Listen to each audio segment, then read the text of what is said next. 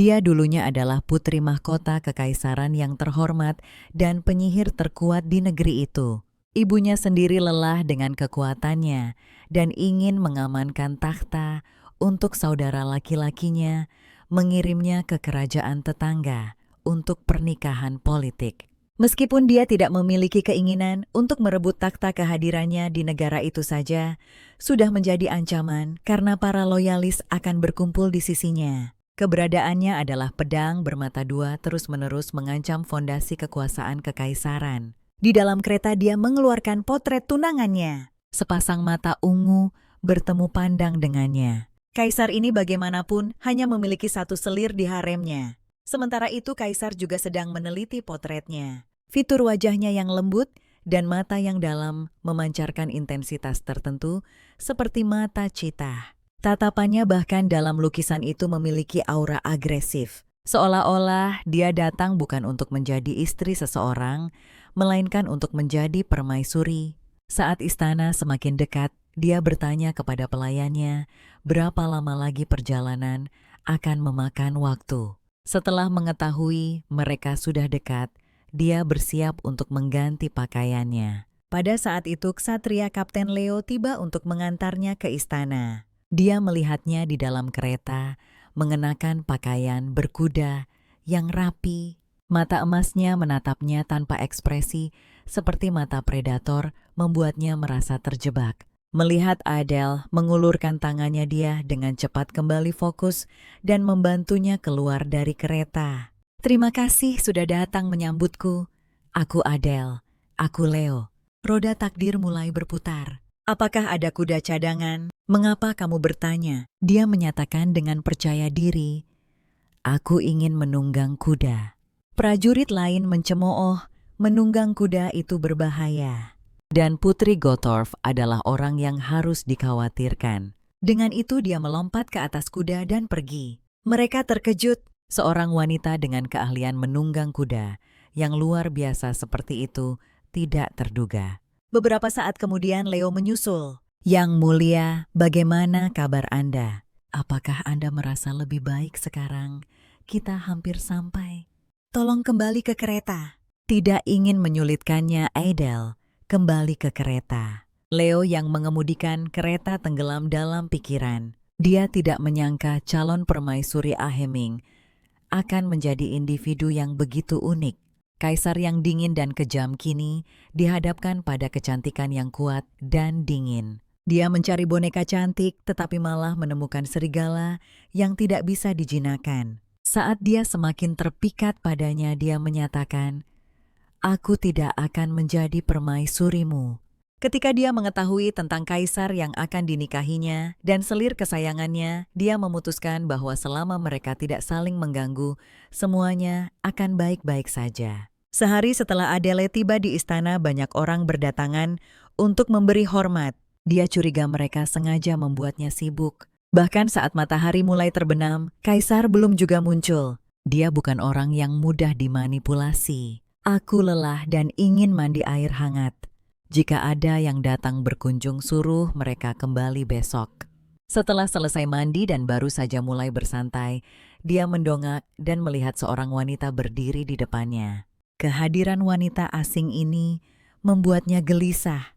Menurut protokol, semua tamu seharusnya menunggu di ruang resepsi. Namun, wanita ini tanpa izin siapapun berdiri di sana dengan berani menyapa, "Yang mulia, saya Din." Senyum penuh arti tersungging di wajah Din. Jadi ini peliharaan kaisar. Adele berjalan melewatinya seolah dia tidak ada. Din menatap kepergiannya dengan sedikit rasa puas di matanya. Untungnya Yang Mulia tidak menyukai tipe wanita seperti dia. Yang Mulia, biar saya bantu Anda mengeringkan diri. Adele pura-pura tidak tahu. Apakah itu Anda? Tidak, bukan saya. Lalu mengapa Anda ada di kamar tidur saya dan tanpa izin saya? Yang Mulia, saya pikir Anda mungkin penasaran dengan selera. Yang Mulia, jadi saya datang untuk memberitahu Anda bahwa rambut Anda lurus. Yang Mulia lebih suka rambut keriting. Lagi pula warna kulit Anda terlalu pucat. Bagaimana kalau mencoba sedikit perona pipi? Wanita ini seolah memberinya nasihat tentang penampilannya, padahal sebenarnya menyiratkan bahwa dia bukan tipe kaisar. Dia menjambak rambut Din. Beraninya kau berbicara padaku seperti itu. Bagaimanapun juga dia adalah kaisar yang terhormat. Peliharaan sepertimu tidak berhak memberitahunya apa yang harus dilakukan. Din tidak menyangka dia akan sesulit itu. Kau bukan orang yang suka menyebarkan gosip tentang preferensi orang kan? Kalau begitu bisakah kau menyampaikan preferensiku kepada Yang Mulia? Aku tidak pernah repot-repot memenuhi preferensi siapapun. Dia melotot pada Din. Kau bisa menyimpan preferensimu untuk dirimu sendiri. Dia bermaksud menyulitkan Adele yang baru tiba, tetapi pada akhirnya dia hanya mempermalukan dirinya sendiri. Maafkan aku jika kau membutuhkan sesuatu. Jangan sungkan untuk memanggilku. Dia selesai berbicara dan berjalan keluar. Pada hari pernikahannya, dia melihat hadiah-hadiahnya. Sejak aku tiba, kaisar belum datang menemuiku. Masalah ini sudah menyebar ke seluruh istana dan jalanan pada saat itu.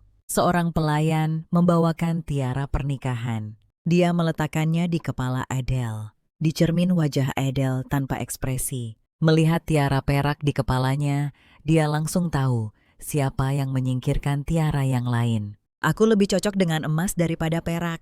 Bawakan aku tiara emas. Adele berdiri sendirian di aula untuk waktu yang lama. Para tamu berbisik-bisik di antara mereka sendiri. Bisikan-bisikan itu semakin keras.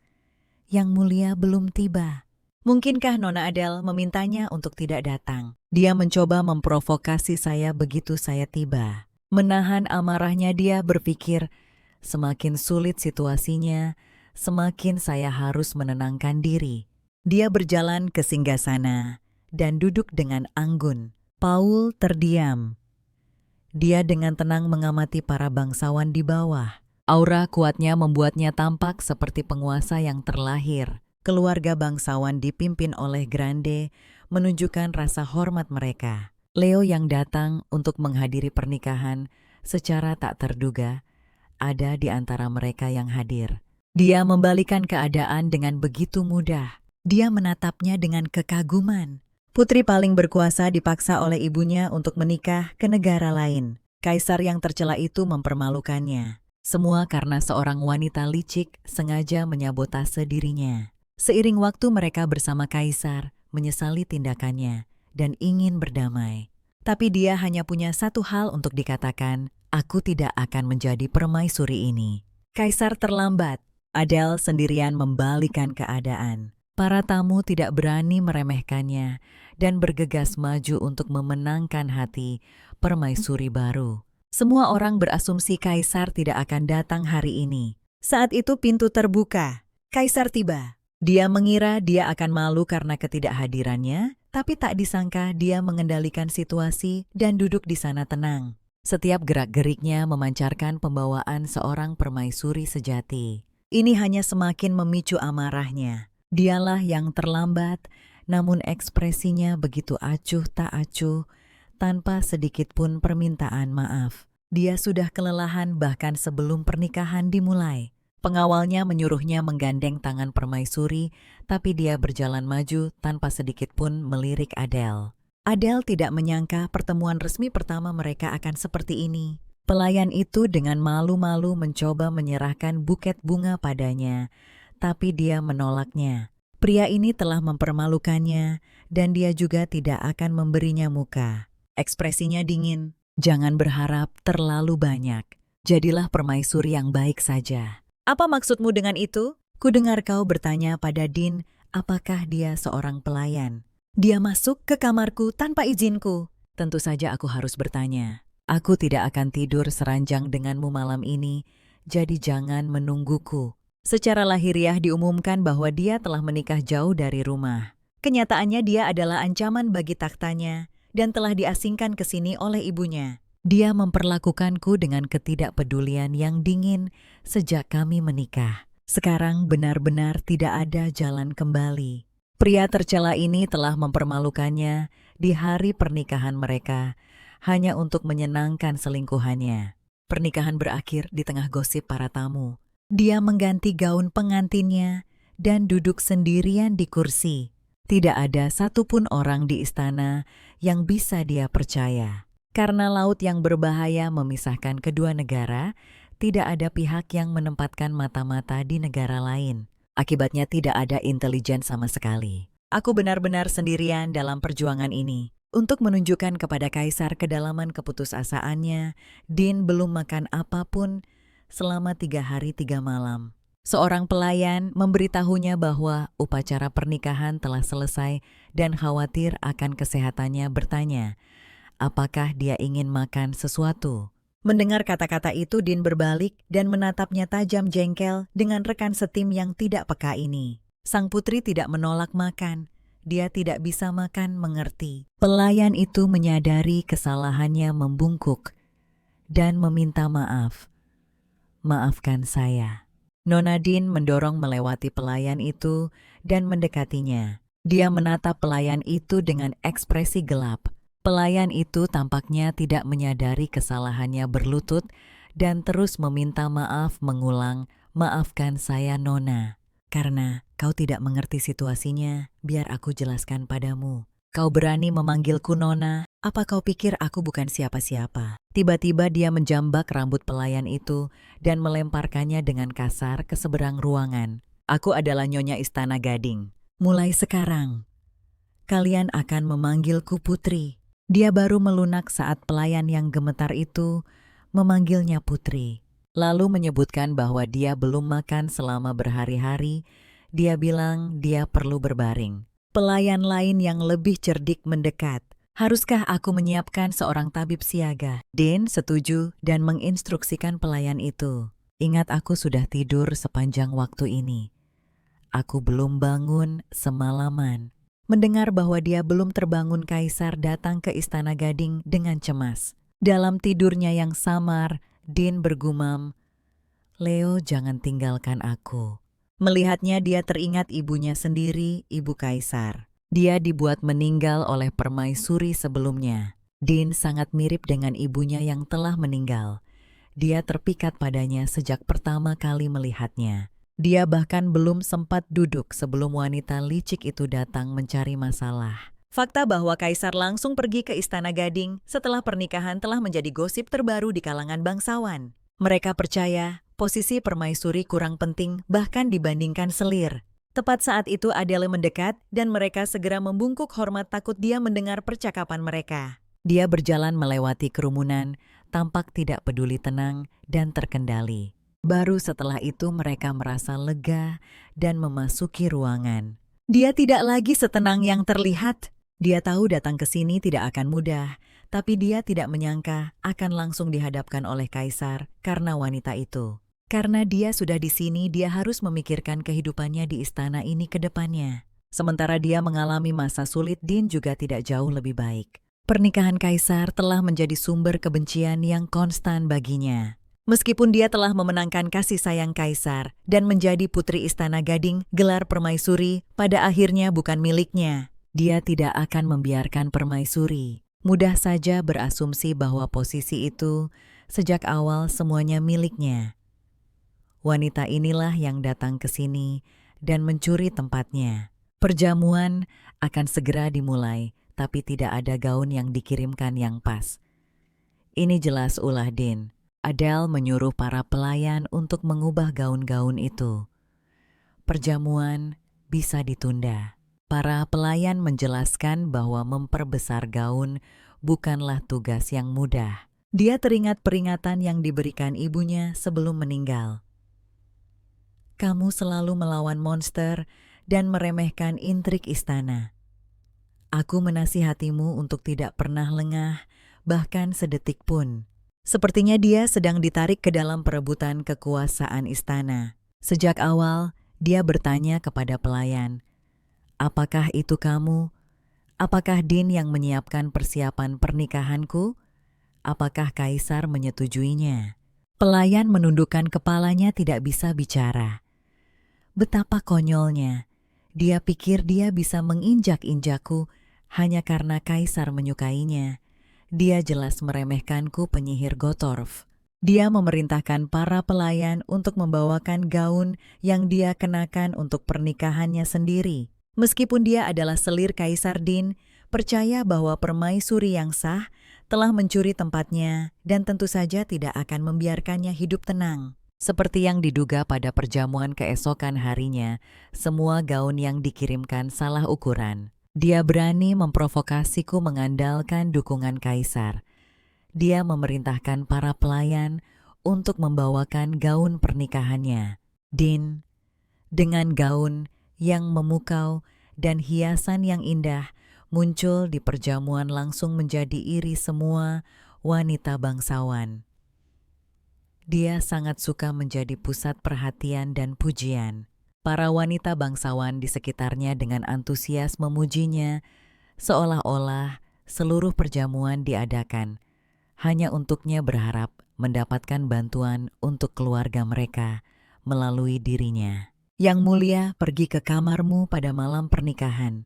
Jelas sekali kalian berdua benar-benar saling mencintai. Dia berpura-pura malu di depan yang lain. Oh, jangan katakan itu. Aku akan merasa tidak enak pada yang mulia. Permaisuri kakaknya muncul di belakangnya dan berkata, tanpa ragu yang mulia telah mempercayakan seluruh pengelolaan istana kepada Putri Adele.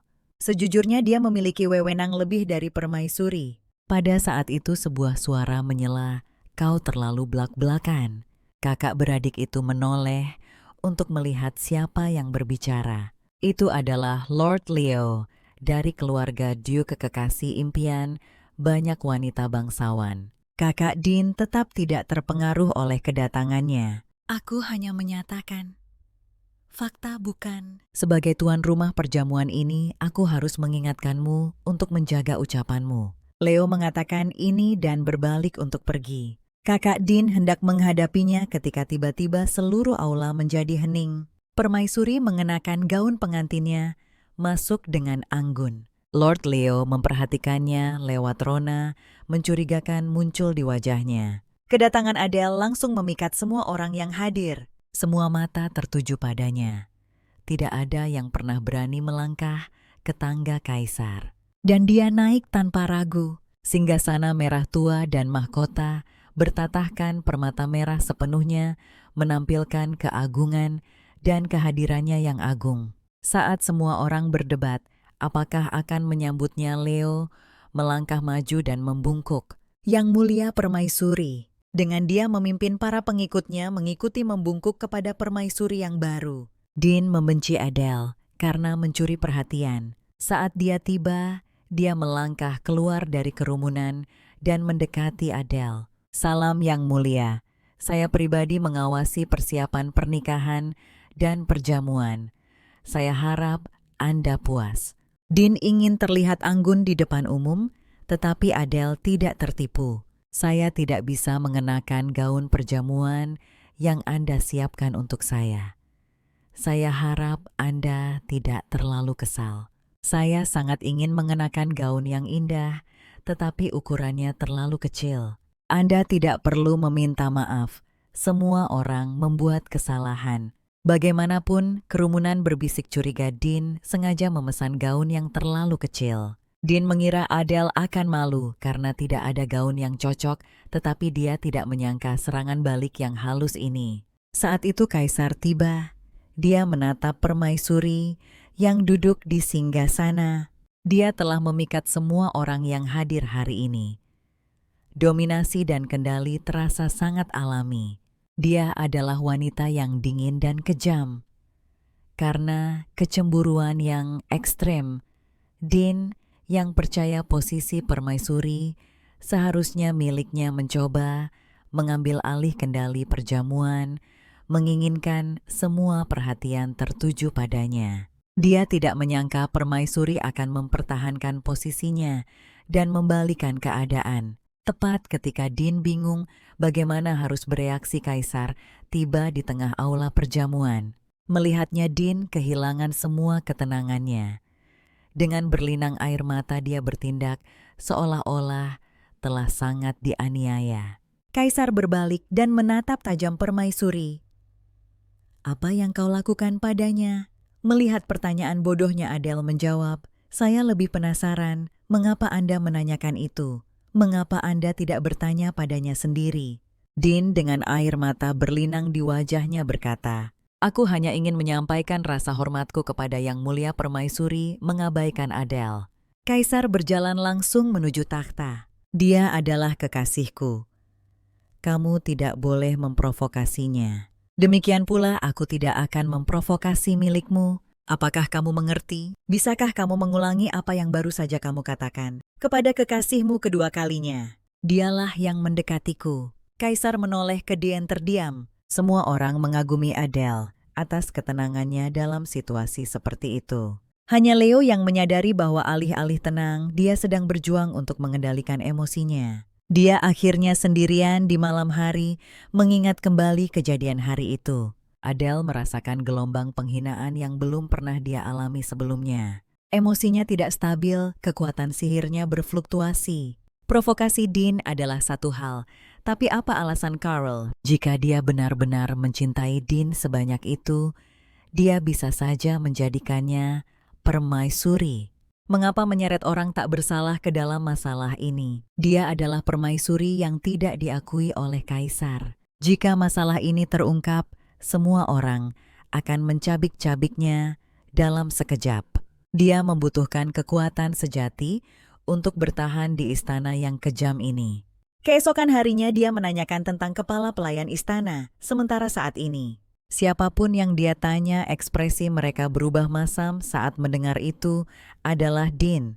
Siapa kepala pelayan sebelum dia? Dia bertanya pada Lady Hannah, orang kepercayaan mantan permaisuri. Adele memerintahkan, "Pergi dan undang mantan kepala pelayan untuk menemuiku." Selama masa pengasingannya, dia telah mempelajari hukum-hukum kekaisaran.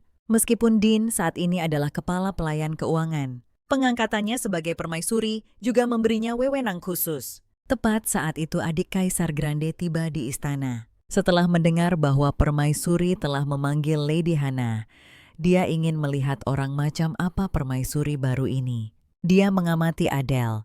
Bahkan hanya duduk di sana Adele memancarkan aura wibawa.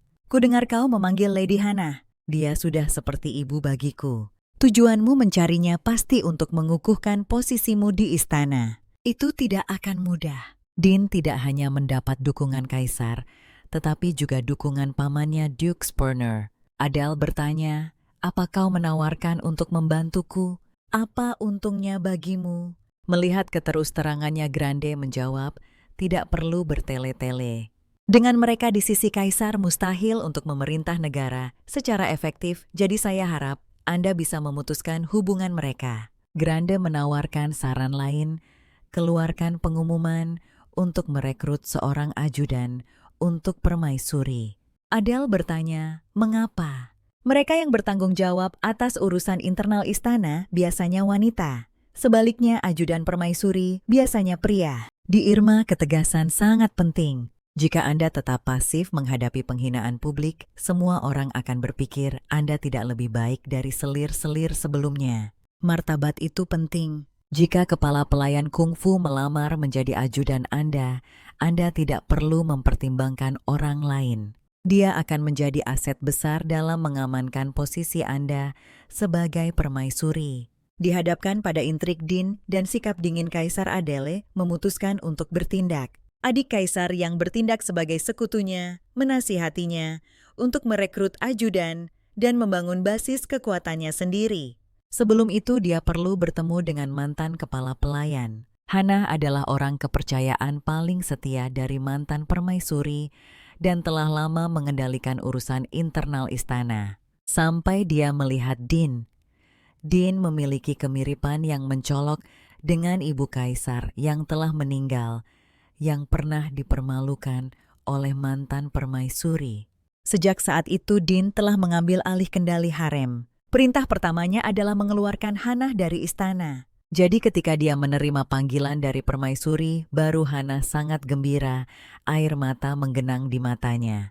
Dia tidak pernah berpikir akan kembali. Adele yang baru tiba membutuhkan seseorang yang akrab dengan istana dan tidak berpihak pada Dean. Nyonya Hannah adalah pilihan yang sempurna. Dia dengan tulus mengundang Hana untuk membantunya mengamankan posisinya. Hana sangat senang membantu Yang Mulia. Saat itu seorang pelayan mendekat tergagap. Hana, mantan kepala pelayan itu, melangkah maju. Berhenti tergagap, bicaralah dengan jelas. Dia menginstruksikan pelayan itu. Pelayan itu menjelaskan bahwa mereka tidak bisa membayar gaun pengantin permaisuri, lalu memanggil penjahit ke istana. Aku akan membayarnya sendiri, Adele menyatakan. Hana bersikeras bahwa Adele tidak perlu repot-repot. Serahkan masalah ini padaku. Adele bertanya pada Hana, mengapa ini bisa terjadi? Istana menetapkan anggaran untuk tahun berikutnya. Karena Anda tidak ada di sini tahun lalu, tidak ada anggaran yang dialokasikan untuk permaisuri. Situasi ini sudah bisa diduga. Anggaran bisa disesuaikan dalam keadaan darurat, tetapi hanya Yang Mulia yang memiliki wewenang untuk melakukannya. Adele menyerahkan sebatang emas kepada Hana. Dia tidak menyangka maharnya akan berguna. Begitu cepat Dina menyatakan perang. Dengan kesadaran itu dia bangkit dan menuju istana kekaisaran. Di dalam istana dekat tempat Duke Calvin tinggal seekor binatang terbang muncul. Ia meminta kaisar untuk mengirim penyihir untuk bertahan melawan binatang-binatang ajaib. Semua orang terdiam masing-masing dengan pikirannya sendiri. Luati yang bukan hanya saudara Dean, tetapi juga pemimpin inti penyihir maju dan menuduh Calvin egois. Dia membuat keributan hanya karena menara tingkat 4.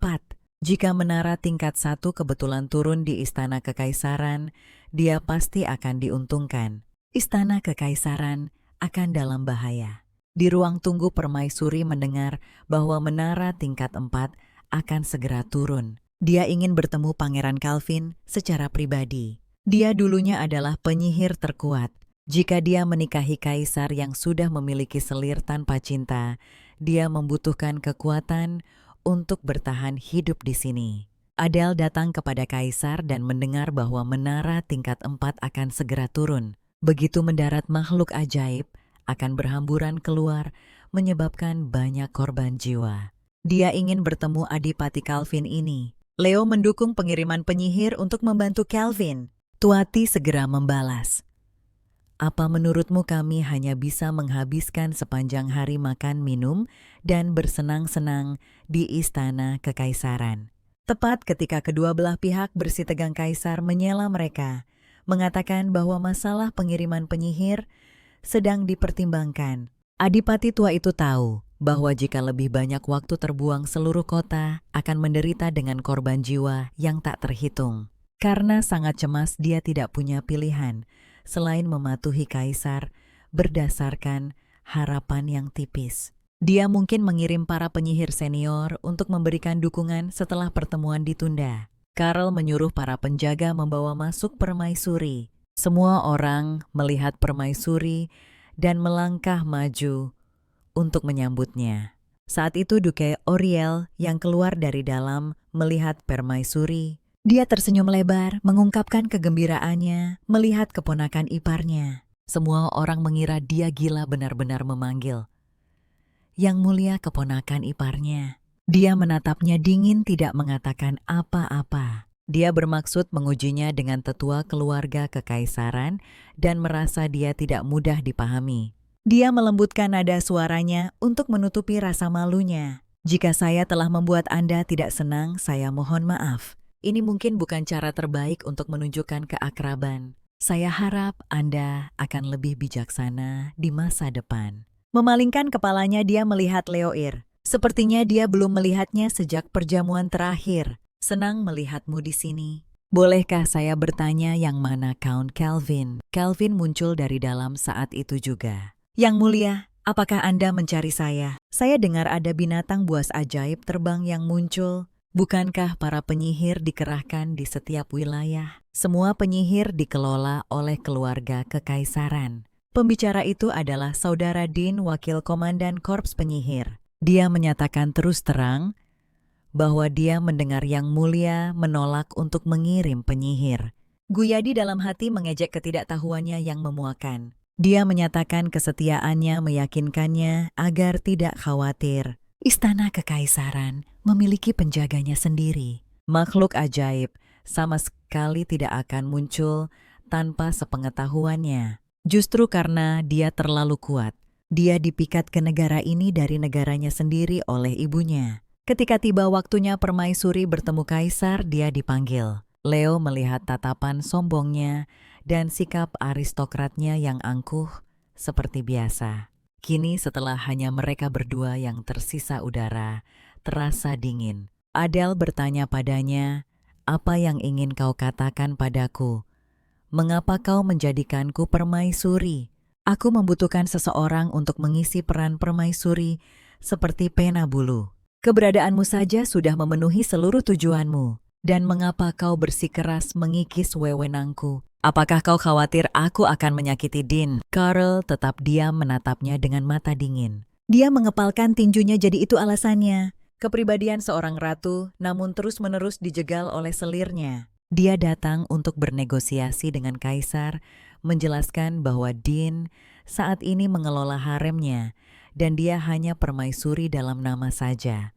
Berkonsultasi dengannya tidak nyaman. Oleh karena itu dia menginginkan mantan kepala pelayan Lady Hannah, saudarinya. Mendengar bahwa Hannah yang diinginkannya, ekspresi Carl berubah tidak senang. Dan satu hal lagi, istana permaisuri belum dialokasikan anggaran. Saya harap Anda akan segera menyesuaikan alokasi anggaran. Setelah itu dia pergi. Dia melihat hadiah merah itu, simbol permaisuri Aeromot.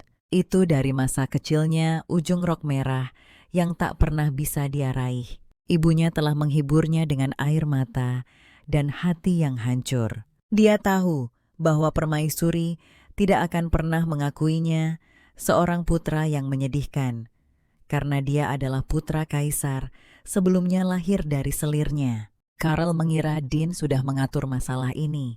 Dia baru tahu hari ini bahwa permaisuri belum dialokasikan anggaran. Dia memanggil seorang pelayan untuk memanggil Dean. Dean tiba tak lama kemudian menyerahkan proposal anggaran kepada Carl. Carl menanyainya mengapa anggaran istana permaisuri belum disesuaikan. Ini seharusnya sudah disiapkan sebelum permaisuri tiba. Dean berpura-pura terkejut berseru, "Astaga, saya tidak menyiapkannya. Saya mengingatnya tapi saya tetap lupa." Dia meminta maaf kepada kaisar sambil menangis. Melihatnya seperti ini, kaisar teringat akan hidupnya sendiri. Merasa jijik dia berkata padanya, "Kamu terlalu banyak menangis. Berhentilah menangis." Dia tampak tidak menyadari kekesalan Carl. Dia pikir ini akan mendapatkan kemurahan hati kaisar. Dia kemudian memberitahu Dean bahwa wewenang permaisuri telah dipindahkan ke istana permaisuri. Dia juga menyatakan bahwa wewenang ini akan dipercayakan kepada permaisuri. Di dalam kereta saudara Liur berbicara dengannya untuk menciptakan permaisuri boneka. "Aku punya firasat rencananya akan gagal." Leor terus melihat keluar kereta yang bergerak. Pikirannya dipenuhi oleh permaisuri. Mengapa sejak pertama kali aku melihatnya, dia terus terbayang dalam pikiranku. Hanya karena dia mirip dengan permaisuri sebelumnya. Dia menjadi sasaran ketidaksetujuan kaisar. Dean juga menjadi duri dalam dagingnya. Jika cinta tidak bisa didapatkan, maka kekuasaanlah yang akan didapatkan. Ana ragu-ragu menatap Adele dalam gaun merahnya. "Ada apa?" tanya Adele. "Apakah kau memilih gaun ini sendiri? Kau bertanya padaku apakah aku ingin memakainya dan aku setuju. Kalau begitu aku akan memesankan gaun baru untukmu. Bukankah seharusnya kau menjelaskan mengapa desain ini tidak pantas? Kau terlalu mirip dengan permaisuri sebelumnya.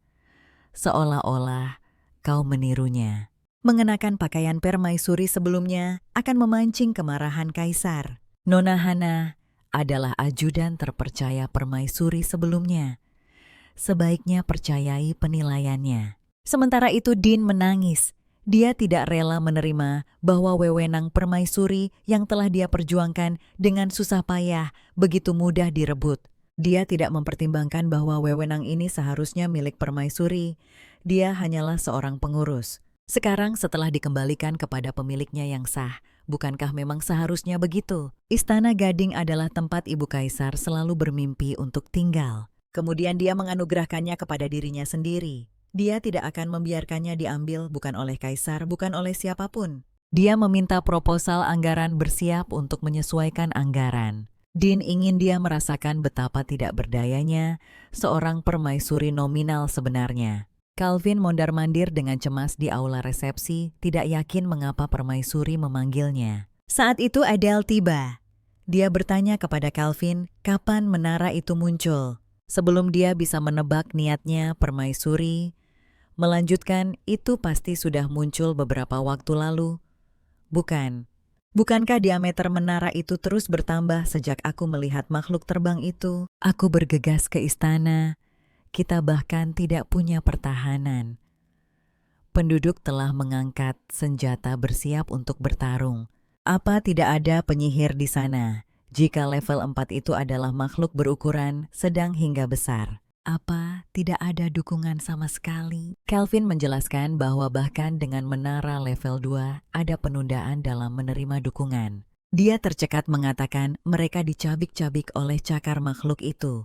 Para ksatria di wilayahku tumbang karena kelelahan. Selama pertempuran Hannah memotongnya mencegahnya mengucapkan detail mengerikan seperti itu di depan permaisuri.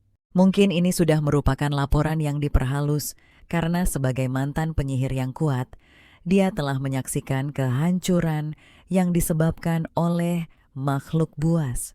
Banyak keluarga telah hancur karena mereka. Ibunya pernah menyuruhnya untuk sekadar menutup mata dan telinga. Alasan saya mengatakan ini adalah karena Anda belum melihat mereka yang meninggal. Itu adalah hari di mana dia benar-benar memutuskan hubungan dengan ibunya. Tepat saat Calvin hendak berpamitan kepada permaisuri dan kembali ke wilayahnya, Adele memberitahu Duke, pimpin rakyatmu ke wilayah tetangga untuk mencari perlindungan. Tempat terbaik untuk bersembunyi dari binatang terbang adalah gua ruang bawah tanah. Kemudian Hannah melangkah maju dan menyerahkan sebuah kantung kepada Duke. Di dalamnya penuh dengan emas. Anda mengejutkan saya, maaf. Saya tidak bisa lebih banyak membantu. Uang ini seharusnya cukup untuk sementara memindahkan penduduk ke wilayah lain. Dia meninggalkan istana permaisuri dengan berlinang air mata. Oriel yang berjaga di luar mengira sesuatu telah terjadi pada permaisuri. Calvin menjelaskan bahwa itu adalah air mata syukur. Setelah mengantar Duke pergi, keduanya kagum dengan kemurahan hati permaisuri yang tak terduga dalam menyediakan dana baginya untuk mengungsi ke wilayah tetangga. Yang bisa dia lakukan sekarang hanyalah yang terbaik sesuai kemampuannya. Hannah menyarankan agar dia bertemu dengan Kaisar karena mereka berada di Ermong. Menjaga hubungan baik dengan Kaisar akan bijaksana permaisuri. Setelah bersiap-siap, dia tampak sangat cantik. Tugas utamanya sekarang adalah membangun hubungan baik dengan Kaisar. Hanya dengan begitu dia bisa secara bertahap merebut kembali hak-haknya sebagai permaisuri. Dijebak oleh Dean, dia terpaksa mengenakan pakaian yang paling dibenci Kaisar, gaun merah menyala. Mengenakannya dia tampak persis seperti permaisuri sebelumnya. Setelah berganti dari gaun merah dan bersiap-siap, dia bahkan membuat Hannah tertegun. Kaisar saat melihatnya terpikat. Pupil emasnya yang dalam terpaku pada bibir merahnya yang melengkung indah. Lehernya yang putih dan halus tampak sangat cantik dan memikat. Hanya matanya yang masih menunjukkan tatapan ketidakpedulian. Dia bertanya dengan dingin, "Mengapa kau memanggil Adipati Calvin ke istanamu selarut ini?" "Ada sesuatu yang ingin kutanyakan padamu. Mengapa kau memanggil Adipati Calvin ke istanamu?" Dihadapkan dengan pertanyaan mendadak itu, dia menjawab bahwa dia penasaran dengan situasi di wilayahnya. Wilayahnya hancur akibat runtuhnya menara. Aku tidak hanya tidak membantunya, aku bahkan mengusirnya, namun kau memberinya emas. Apa yang kau lakukan? Dia tidak menyangka berita itu akan sampai ke Carl secepat ini. Carl menahan amarahnya berkata, "Apakah kau ingin semua orang mengatakan bahwa permaisuri tidak seperti Kaisar adalah orang yang murah hati? Aku harap kau belajar untuk menutup mata dan mengurus urusanmu sendiri." Kata-katanya menggemakan kata-kata ibunya. Dia pikir dia hanya melakukan apa yang benar. Mengapa aku dimarahi? Tapi dia tidak mengerti bahwa dia sedang menantang otoritas Carl. Sungguh menggelikan. Kau tidak berpikir bahwa hanya karena kau seorang permaisuri, kau bisa memperlakukan warga negaraku yang belum pernah kau temui seperti milikmu sendiri kan? Karl mendekat, tatapannya terpaku pada tulang selangkanya yang rapuh, yang terlihat seolah akan patah hanya dengan sentuhan sedikit pun. Aroma manis memancar darinya. Apakah ini benar-benar wanita yang bisa memerintah semua orang hanya dengan satu tatapan? Apakah kau menunjukkan sisi memikatmu ini padaku, datang kepadaku di malam hari, karena kau ingin menghabiskan malam bersamaku? Jika kau meminta, aku mungkin setuju. Tepat saat dia hendak menciumnya, wanita itu menepis tangannya dari wajahnya. Aku tahu kau adalah putri mahkota Gottorp dan matamu memang mempesona, tapi jangan lupa, aku adalah kaisar di sini. Jadi berhentilah mencampuri urusanku, mengerti? Setelah itu Karl pergi. Meskipun dia tampak tenang sejenak, dia merasa pria itu telah melihat menembus dirinya. Masih terguncang dari pertemuan itu, dia berpapasan dengan Dean, orang yang paling tidak ingin dia temui saat ini. Lepas dari mulut buaya, masuk ke mulut harimau. Selir pertama, Kaisar Dean melihat ekspresi tidak senang Permaisuri saat dia keluar mengejeknya, mengatakan bahwa sepertinya nasihatnya tidak terlalu efektif. Dia tidak mengerti apa yang Dean bicarakan. Dean melanjutkan ejekannya. Seharusnya kau memakai lebih banyak riasan seperti merak bangga yang memenangkan kompetisi. Setelah itu dia pergi. Terdistraksi oleh pertemuan sebelumnya, dia salah melangkah di tangga dan pergelangan kakinya terkilir. Tepat saat dia hendak jatuh, Leor menangkapnya. Wajah mereka berdekatan. Mereka berbicara bersamaan di saat yang intim. Permaisuri setelah menenangkan diri segera meminta maaf dan bergegas pergi. Leor yang khawatir menyadari ada yang tidak beres dengan ekspresi Permaisuri. Padahal sebelumnya dia tersenyum begitu berseri-seri. Dia menatap tangan yang telah menyentuh bahunya, merasakan sensasi terbakar, seolah hangus oleh api. Hannah melihat ekspresi muram di wajah Leor saat dia kembali dan tidak berani untuk tidak menanyakannya. Mandi perlahan meredakan pikirannya yang gelisah. Ketika dia meninggalkan negaranya, pengasuh yang telah melayaninya sejak kecil memberitahunya bahwa dia hanya perlu mengikuti jalannya sendiri dan dengan rendah hati menerima semua hasilnya. Ini adalah takdir yang diemban oleh orang, sepertinya takdir yang bisa diubah oleh orang seperti Adele. Dia tidak ingin bergantung pada kekuasaan kaisar. Sebaliknya, dia ingin mengembangkan kekuatan yang hanya setia padanya. Dia memikirkan pasangannya, merasa dia sama sekali tidak memadai. Melihat Adele sarapan, Hannah merasa khawatir padanya. Mai memberitahunya bahwa Adele telah bertemu Dean setelah pergi dan telah dipermalukan habis-habisan olehnya. Hannah merasa kasihan pada Permaisuri yang baru saja tiba.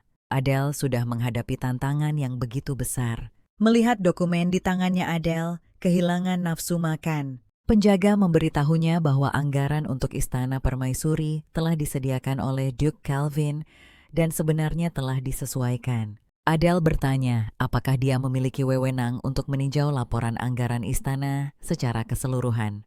Sebagai permaisuri, tentu saja Anda berhak melihatnya. Anggaran saat ini untuk istana Permaisuri bahkan tidak cukup untuk membeli seekor kuda, bukan kuda yang bagus, hanya kuda biasa. Akal sehat mengatakan bahwa jumlah yang dialokasikan untuk tanah milik Calvin seharusnya menjadi milik istana Permaisuri. Melihat dokumen itu, Hannah mengonfirmasi bahwa anggaran Calvin bahkan melebihi anggaran Permaisuri saat ini. Nah, ini dia, Permaisuri akhirnya melawan. Dean melihat Permaisuri mengembalikan anggaran yang telah disesuaikan. Seolah mengantisipasi hal ini, Dean menyesuaikannya lagi dan memberikannya kepada seorang penjaga untuk disampaikan kepada Permaisuri. Adele memegang anggaran yang telah disesuaikan ulang. Pengembaliannya yang cepat berarti kekuatan pengambilan keputusan mengenai anggaran sepenuhnya berada di tangan Calvin. Tiba-tiba dia merobek anggaran itu dan menyuruh penjaga itu kembali lagi. Ini adalah adu kekuatan. Penjaga malang itu kembali untuk ketiga kalinya. Dean tetap tanpa ekspresi. Dia berkata kepada seorang pelayan, "Aku sudah memberinya, cukup bukan?" Kemudian dia menginstruksikan pelayan itu untuk mengambilkan pakaiannya yang paling sederhana. Pergi beritahu Yang Mulia bahwa Permaisuri memanggilku mengenai penyesuaian anggaran dan aku gemetar ketakutan. Sementara Dean sibuk menyebarkan rumor Adele adalah seorang idola. Dia berkonsultasi dengan hukum kekaisaran. Permaisuri memiliki wewenang penuh atas tempat tinggal istana. Hana memperingatkannya bahwa hukum kekaisaran adalah pedang bermata dua, dan dia harus bertindak dengan hati-hati. Adele menghela napas sebagai permaisuri. Aku harus memohon kepada kaisar untuk menaikkan anggaranku itu tidak masuk akal, dan dia hanya menaikkannya 1 koin perak. Dia bertanya kepada Hana dengan lesu. Jika aku ingin membatalkan sesuatu yang sudah diproses, apa yang harus kulakukan? Hana menyuruhnya mengambil kembali dokumen itu dan mengeluarkan ulang perintah serta mengambil izin tinggal untuk tanah milik Calvin. Selama audiensi, Dean berpakaian sederhana, sangat kontras dengan pakaian mewah permaisuri. Berpura-pura polos dia bertanya, "Apakah aku telah membuatmu tidak senang?" Kemudian Hana menyerahkan anggaran untuk tanah milik Calvin. Dean pura-pura tidak tahu mengapa kau menunjukkan ini padaku. Dalam hati dia tidak peduli, dia toh tidak memiliki restu kaisar. Mengapa tidak ada penggunaan dana yang ditentukan dalam anggaran Calvin? Semua departemen lain memiliki pengeluaran yang dirinci, tapi milik Calvin tidak. Apa kau tahu mengapa? Dean tergagap tidak bisa menjawab. Kemudian Adele menyatakan dana yang dialokasikan untuk Duke Calvin akan dipindahkan ke istana permaisuri. Sebagai permaisuri, aku hanya mengambil kembali apa yang menjadi hakku, bukan? Dean terdiam. Dia bertanya-tanya mengapa kaisar belum tiba. Bahkan tanpa intrik apapun, Adele tetaplah permaisuri. Dean bagaimanapun juga tidak memiliki gelar. Kali ini dia benar-benar marah besar. Melihat ekspresi Dean, dia teringat bagaimana ibunya sendiri dengan mudah merebut posisinya hanya dengan satu ucapan meremehkan. Dia berkata pada Dean, "Jangan anggap ini sebagai sesuatu yang diambil darimu. Selama kau tidak menantang otoritas permaisuri, aku akan berusaha semampuku. Akui apa yang kau miliki," tapi Dean tidak melihatnya seperti itu. Wewenang permaisuri sudah lama menjadi miliknya. Itu telah dicuri oleh kedatangan Adele. Dean, dengan 10 tahun pengabdiannya yang berjasa, dan permaisuri yang bersenjatakan 20 tahun pengalaman, dan aura wibawa kerajaan benar-benar mengalahkan Dean yang licik. Sungguh menjengkelkan bahwa Dean yang manipulatif ini mendapat dukungan kaisar. Tepat ketika keduanya terkunci dalam kebuntuan yang tegang ini, Karl menerobos masuk. Melihat kaisar tiba, Dean segera berlutut di hadapan Adele. Adele sudah terbiasa dengan Dean yang menggunakan sandiwara ini untuk mendapatkan simpati Karl. Seperti yang diduga Karl, melihat Dean gemetar menuntut untuk tahu dari Adele apa yang sedang terjadi. Menolak dituduh secara tidak adil, Adele melawan kaisar. "Apa yang kau lakukan?" balasnya. Setelah jeda singkat, kaisar memerintahkan para pelayan untuk mengantar Dean kembali ke istana Shanghai. "Kalian semua pergi. Aku ingin berbicara dengan permaisuri sendirian. Hanya Hana yang tersisa." Karl menyadari Hana mencibir. "Kau sama saja seperti biasa, masih mengintai di sisi permaisuri. Menonton dalam diam, apakah kau merasa kelemahannya lucu?" Tiba-tiba sikap Karl berubah, suaranya dipenuhi dengan frustrasi yang terpendam. "Aku bertanya padamu, apakah kau merasa itu lucu?" Adele menyuruh Hana pergi. Setelah Hana pergi, ketegangan antara Karl dan Adele terasa nyata. "Apa yang kau lakukan?" tuntutnya. "Kau menindas yang lemah, memaksa mereka berlutut untuk memohon belas kasihan. Apakah menurutmu itu lucu? Jika Anda merujuk pada apa yang baru saja Anda lihat," jawab Adele. "Dean tiba-tiba berlutut di hadapanku saat Anda membuka pintu, lalu dia mulai memohon padaku. Itu semua terjadi bersamaan dengan Anda masuk." Kaisar jelas tidak mempercayainya melihat buku hukum kekaisaran di atas meja. Sebuah pertanyaan untuk Adele.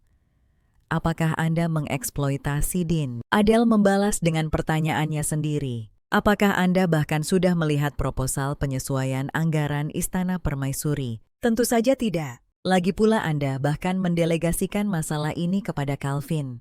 Apakah Anda sudah melihat anggaran kami? Bisakah kita bahkan membeli seekor kuda? Apakah anggaran yang Anda alokasikan untuk kami bahkan cukup untuk menutupi biaya hidup keluarga biasa? Saya hanya meminta Dean untuk melakukan penyesuaian. Dia datang ke sini atas kemauannya sendiri. Apakah ibumu berbohong padaku? Dia bilang putrinya patuh dan murah hati.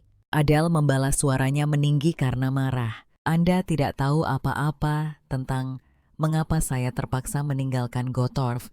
Jadi berhentilah membuat asumsi. Marah oleh kata-katanya Carl memperingatkan. Kamu hanya perlu menjadi seperti bulu di bunga merak dalam vas. Untuk tetap di tempat. Tiba-tiba Adele merasakan gelombang pusing melandanya. Kepalanya berputar. Carl menangkapnya saat dia tersandung. Mendorongnya menjauh, dia bergegas ke jendela. Langit berwarna merah darah. Semua orang melihatnya. Sebuah menara jatuh dari langit. Sementara Kaisar sibuk dengan pertengkaran kecilnya, Permaisuri sibuk menyelamatkan dunia.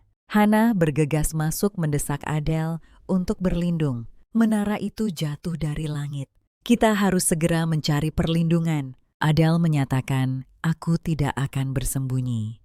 Menara itu turun semakin dekat ke tanah. Leor mengamati struktur yang jatuh itu, memperkirakan itu adalah level 4 atau 5. Dia memerintahkan tentaranya bersiap untuk bertempur. Begitu menara menyentuh tanah, monster akan muncul. Kita harus menahan mereka sampai para penyihir tiba. Di mana para penyihir? Apakah mereka berencana muncul setelah semua ksatria dibantai lagi? Leor memerintahkan seorang prajurit untuk segera memanggil para penyihir. Setelah menerima panggilan itu, Reynos menjawab dengan santai, aku sedikit sibuk saat ini. Ini adalah perintah Menteri Pertahanan. Korps penyihir berada di bawah komando langsung Kaisar. Kau tidak wajib mematuhi Menteri Pertahanan. Zucker mengamati perilaku Reynolds, tahu mereka akan menunggu sampai saat-saat terakhir lagi. Aku dengar kau belum menerima gajimu. Jika ada bawahanmu yang kesulitan keuangan, mungkin aku harus memberi mereka salah satu kancingku. Itu berlapis emas, seharusnya bisa laku mahal. Zucker nyaris tidak bisa menahan amarahnya membalas. Daripada membuang waktu dengan komentar, tidak berguna ini, kau seharusnya bersiap untuk bertempur. Reynolds sengaja mengulur waktu. Semakin lambat dia tiba, semakin besar korban di antara para ksatria. Bahkan ketika diberitahu bahwa menara itu sudah mendarat di halaman istana, Reynolds tetap tidak terpengaruh. Bahkan jika para penyihir dimintai pertanggungjawaban, nanti aku tidak akan menjadi orang yang disalahkan. Dia menikmati keputusasaan Zucker, menikmati perasaan memiliki para ksatria di bawah kendalinya. Dia merendahkan diri demi para ksatria dan rakyat, memohon bantuan Carl saat ini. Dia sangat bersyukur atas bencana hitam yang turun dari langit. Itu adalah anugerah baginya. Liur sedang mengevakuasi daerah itu. Rakyat jelata belum melihat penyihir diliputi kecemasan. Adele mengenakan pakaian ksatria mendekati mereka.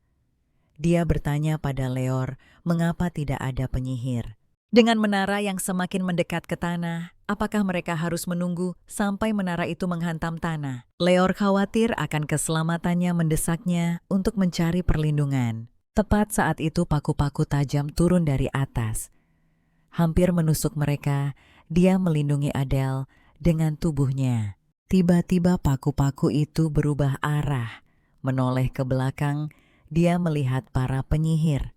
Mereka masih agak jauh. Sihir siapa yang baru saja dia rasakan? Dia tahu menara ini adalah level 4 yang tinggi, mendekati 5 dan sangat berbahaya. Dia tidak bisa menunggu lebih lama lagi. Dia mengambil peralatannya, bersiap mendekati menara. Yang mulia, apa yang Anda rencanakan?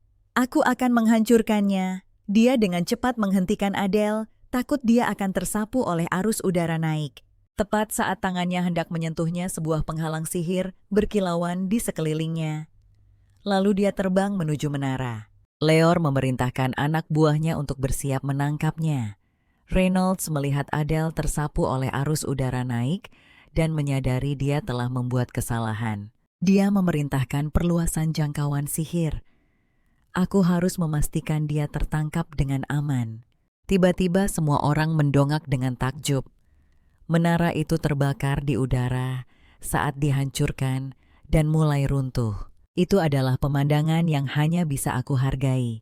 Meskipun ini hobi orang-orang sering mengomeliku tentang hal itu. Saat dia bersiap mendarat, dia melihat Leor dengan tangan terentang. Dia siap menangkapnya saat dia jatuh.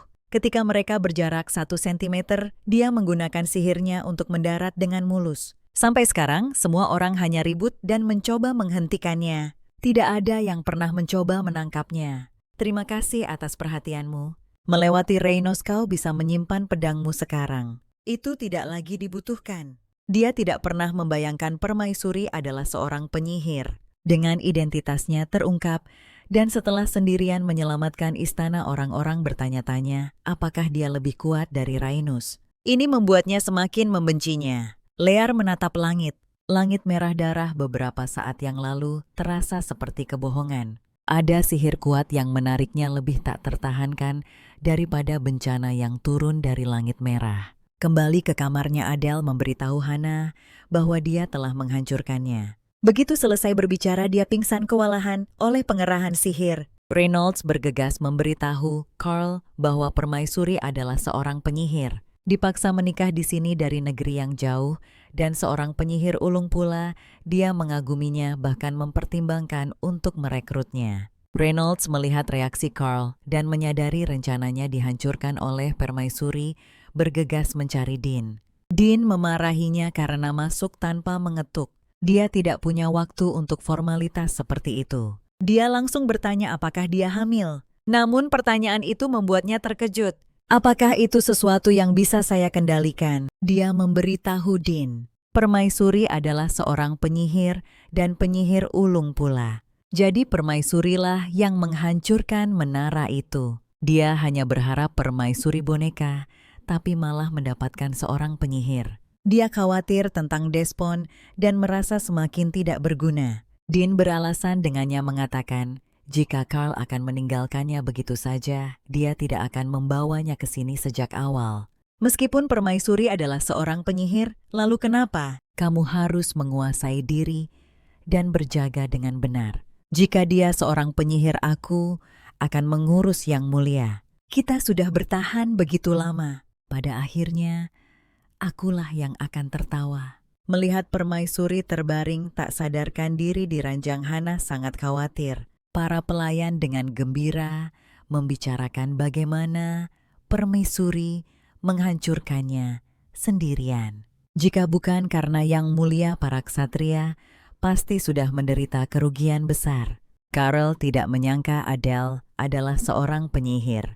Menghancurkan menara setingkat ini sebenarnya tidak sulit baginya. Dia harus menemukan mayat yang cocok dan menyuruh mereka disingkirkan, membiarkan menara itu terbakar di langit.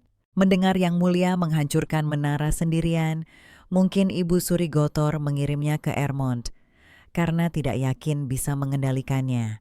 Dia mengatur agar para penjaga menyelidiki masa lalu Adele. Hal pertama yang dilakukan permaisuri setelah bangun adalah meminta Hannah memasang pengumuman perekrutan ajudan di kekaisaran ini. Menjadi ajudan permaisuri secara nominal berarti menjadi kekasihnya. Meskipun begitu banyak orang yang sangat menginginkan posisi itu, dia menyuruh Hannah memasang pengumuman untuk ajudan dengan kriteria seleksi sepenuhnya atas kebijaksanaannya sendiri. Tak lama kemudian pengumuman itu telah menyebar ke seluruh Ermont. Kalangan sosial menjadi heboh. Bertanya-tanya apakah permaisuri menginginkan seseorang untuk melayani kaisar atau untuk mengembangkan kekuatannya sendiri melawan Dean. Ketika Leor mendengar pengumuman itu, dia tenggelam dalam pikiran. Kakaknya mengatakan bahwa karena permaisuri telah mengumumkan posisi ajudan keluarga mereka, tidak bisa tetap acuh tak acuh. Mereka menganalisis bahwa ajudan harus mampu membatasi kekuasaan kaisar sekaligus menahan ejekan karena menjadi kekasih permaisuri. Oleh karena itu, ajudan permaisuri selalu merupakan putra kedua atau ketiga dari keluarga terkemuka. Pada titik ini Leo mengajukan diri. Kakak Leo sangat keberatan. Dia menjadi ajudan. Semua orang akan mengejeknya sebagai kekasih permaisuri. Tapi dia punya ide sendiri. Dia tidak punya jalan keluar. Sebagai Menteri Pertahanan, dia bahkan tidak bisa langsung memprotes Korps penyihir. Permaisuri setidaknya memahami bagaimana penyihir dan menara dapat menggoyahkan negara lebih dari yang kita pahami. Hanya dengan menjadi ajudannya dan mendapatkan informasi itu, dia bisa mencapai lebih dari yang dia bisa sekarang. Meskipun kakak Leor tidak mau setuju, kenyataannya adalah jika keluarga mereka ingin menjadi lebih kuat, ini adalah satu-satunya pilihan mereka. Kepala pelayan tiba-tiba menyiramkan air dingin pada ide itu. Bagaimana jika permaisuri tidak memilih Leo? Dari mana kepercayaan dirimu bahwa kamu akan terpilih? Kedua bersaudara itu saling bertukar pandang, membuatnya tersentak. Din bertemu dengan kaisar untuk pertama kalinya sejak insiden anggaran Istana Permaisuri. Kaisar mengabaikannya, membuatnya semakin takut kehilangan dukungan kaisar. Karl tanpa melihatnya. Dia berkata, jika kamu tidak enak badan, kembalilah ke istanamu dan istirahatlah. Aku dengar Permaisuri telah memasang pengumuman untuk seorang ajudan. Belum genap sebulan sejak pernikahan. Bukankah ini akan berdampak negatif pada Yang Mulia? Itu bukan sesuatu yang harus kamu khawatirkan. Jangan kau pikirkan itu. Usahanya untuk menabur perselisihan malah menjadi bumerang. Dia malah ditegur. Dia pura-pura terluka dan pergi. Kali ini Karl tidak menghentikannya. Sebaliknya dia berkata kepadanya, tangani penyesuaian anggaran Istana Permaisuri dengan benar. Jangan membuat masalah lagi. Peringatan kaisar membuatnya merinding. Dia bisa dengan mudah mengubah dunianya dari neraka ke surga dan kembali ke neraka lagi tanpa perlu bersusah payah. Setelah Din pergi, dia bertanya kepada kepala pelayan, bagaimana perkembangan perekrutan ajudan permaisuri? Pengumuman baru dipasang pagi ini dan putra-putra dari keluarga terkemuka sudah berdatangan. Ada hubungan dengan Adipati Butler. Saat ini tidak ada tanda-tanda Adipati Butler atau putranya. Tidak ada alasan bagi mereka untuk terlibat langsung. Laporkan segera kepadaku jika ada berita. Kaisar buas itu pergi ke kamar permaisuri dan menanyakan siapa yang akan dia pilih sebagai kekasihnya. Siapapun yang dia pilih adalah keputusannya sendiri. Dia tidak perlu berkonsultasi dengan Karl. Dia memperingatkan Adele bahwa keluarga Butler berselisih dengan keluarga kerajaan. Ada batas seberapa banyak dia bisa mempermalukan keluarga kerajaan. Aku tidak menyangka Karl begitu tak tahu malu memperlakukanku seperti pajangan yang selalu siap sedia. Kalau begitu, memilih Leor adalah pilihan yang baik. Karl akan murka saat mendengar pilihanku. Dia kekasihku, kau tak boleh memprovokasikannya. Aku juga tak akan memprovokasi kekasihmu. Itu adalah kata-kata Yang Mulia sendiri. Apa kau lupa? Kau harus tahu diri. Suruh aku tahu diri saat aku membalas. Tapi bukankah seharusnya kau mengakui dulu bahwa aku setara denganmu? Partner dia tahu dia salah, apalagi dengan wanita simpanan di sampingnya. Hak apa dia untuk menceramahi permaisuri? Dia memperingatkannya untuk berpikir bijak, jangan sampai dia menyesalinya nanti. Bertemu Hannah, dia menanyakan tentang posisinya di dunia. Karl selalu merasa diremehkan oleh Hannah, percaya itu karena dia adalah putra dari seorang pelayan rendahan.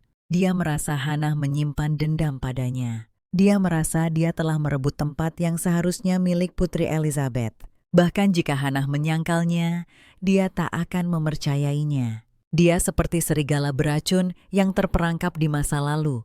Dia tak akan mentolerir perubahan apapun pada wilayah kekuasaannya. Anna mencari Adele dan mengaku padanya mantan kepala pelayan yang ditunjuk oleh permaisuri terdahulu. Aku juga adalah sosok ibu bagi kaisar, saat ini seorang anak yang sangat mendambakan cinta, tetapi tidak pernah menerimanya. Pada akhirnya, seorang anak yang lumpuh karena cinta yang menyimpang. Dia adalah anak yang menyedihkan menderita di tangan permaisuri. Dia mencari kenyamanan dari Din, tetapi setelah melihat Din, dia tidak merasakan ketertarikan. Melihat ekspresi marah Kaldin tahu dia baru saja datang dari kamar permaisuri. Apakah permaisuri membuatmu kesal? Yang mulia, apakah ini tentang posisi ajudan? Dia menatap tulang selangkah Din yang indah teringat aroma unik permaisuri. Dia mendekat untuk menciumnya, tetapi itu bukan aroma yang dia dambakan. Hiduplah seperti ini seperti bulu pada pena. Dia menjawab dengan gembira, jika aku adalah bulu, apakah yang mulia akan menggunakan pena itu?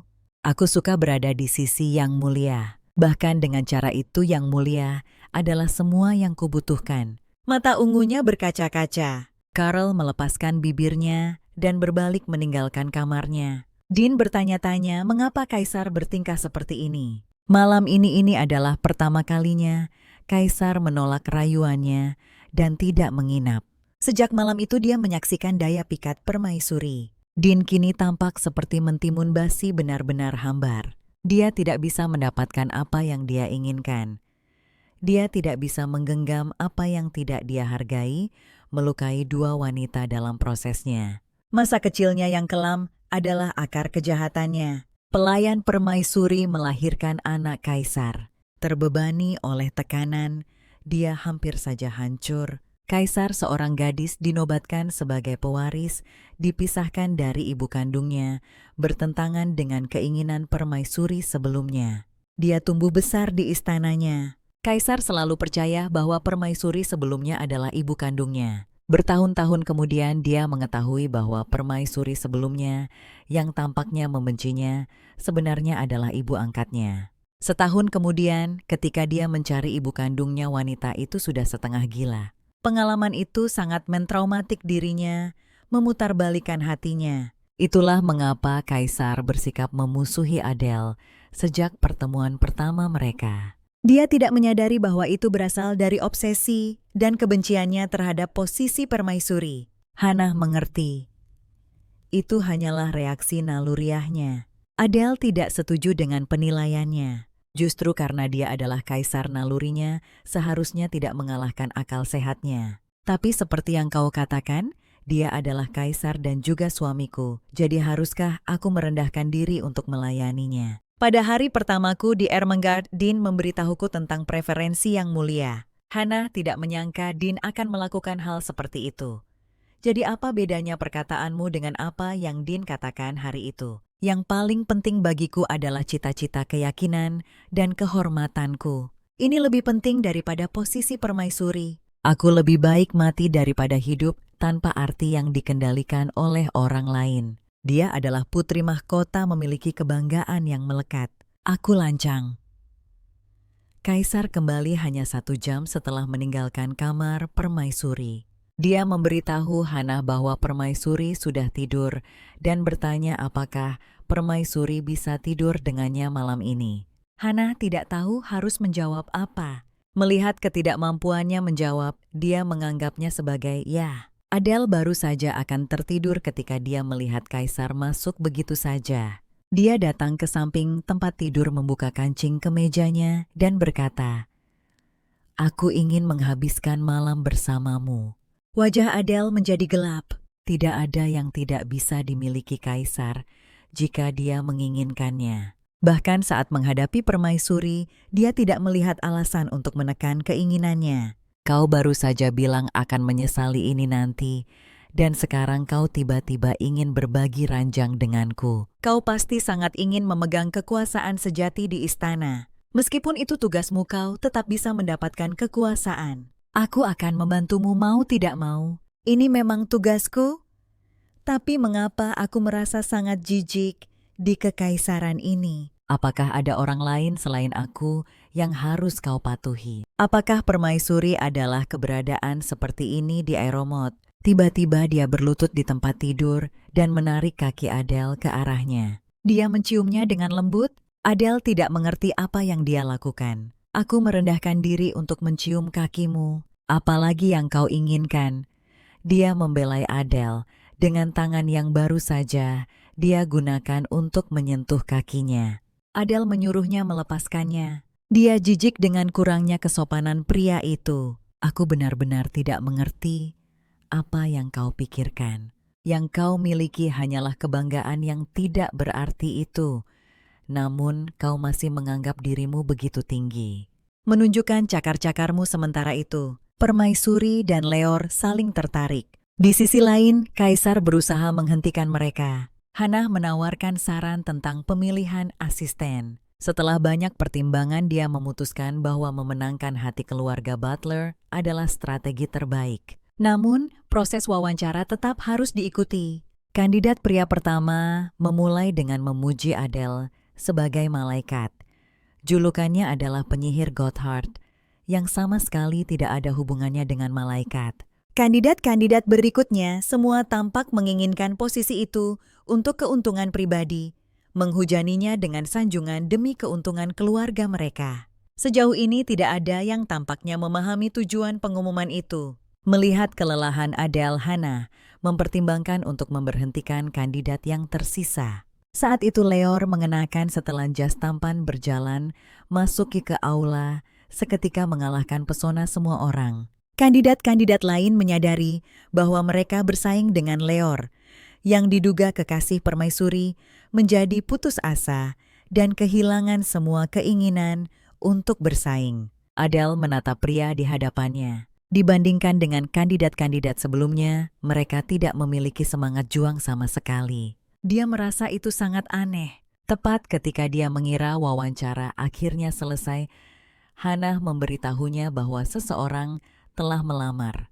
Pada menit terakhir, saat mengambil daftar, dia akhirnya melihat nama yang telah dia tunggu-tunggu. Setelah Leor masuk, dia bertanya, "Apakah Anda membutuhkan kekuatan militer yang mulia? Anda ingin bergabung dengan kekuatan yang dapat dipercaya di tempat terpencil ini untuk melawan faksi-faksi yang bersaing memperebutkan kendali di istana.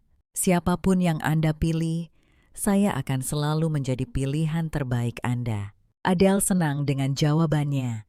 Dia telah dengan tepat memahami tujuannya. Dia bertanya-tanya mengapa sebagai pewaris keluarga Butler, dia perlu datang secara pribadi. Dia juga terus terang mengakui keinginannya untuk mengetahui lebih banyak tentangnya. "Anda memahami tujuan saya dengan sempurna, namun ini berarti Anda akan bertindak sebagai kekasih saya. Saya akan memanggil Anda dengan nama Anda dan berbicara kepada Anda secara informal jika Anda menerima persyaratan ini. Saya akan menunjuk Anda sebagai ajudan saya." Dia sudah memiliki perasaan terhadap permaisuri, jadi dia tidak keberatan diperlakukan sebagai kekasihnya. Di istana, Karl tertegun ketika mendengar bahwa Leor telah melamar menjadi ajudan Adele.